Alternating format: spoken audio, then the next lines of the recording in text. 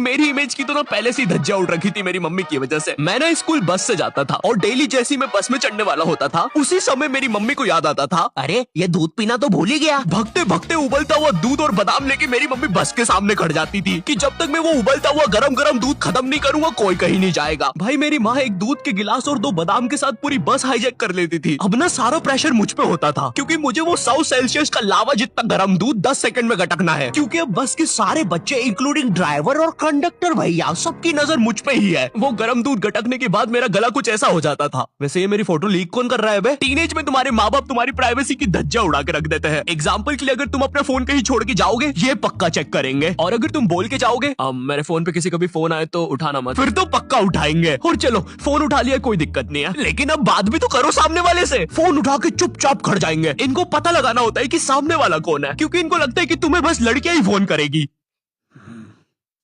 Hello, ये कौन लड़की फोन कर रही है तेरे को? अरे मम्मी आकाश है, ध्यान से सुनो। तो इसकी आवाज लड़की जैसी क्यों आ रही है? क्योंकि दिमाग में लड़की घुसा के रखी है आपने, और लड़की बोल के उसकी अलग बेइज्जती मार रहे हो। क्या सच में मेरी आवाज इतनी लड़की जैसी है? कहीं मैं सच में तो लड़की नहीं?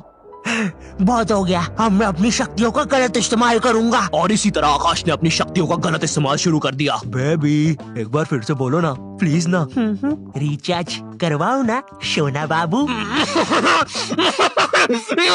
विंगाडियम लेवियोसा। सुनो सुनो, मेरी सारी जायदाद मेरी बेबी के अकाउंट में डाल दो, और हाँ 253 का रिचार्ज। 256 का बाबू। 256 का रिचार्ज भी कर दे। हो गया सर, हो गया। काउंटर मत तोड़ो हमारा, हो गया। Baby baby baby baby.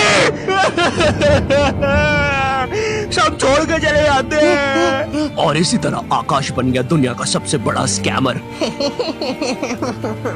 ये ऐसे क्यों हंस रहा है? मुझे क्या पता, शायद जो नशे अभी हम करने वाले हैं उसने पहले ही कर लिए होंगे। तो तेरी गर्लफ्रेंड नहीं है फिर? नहीं है, बोला तो सही। ठीक है जा।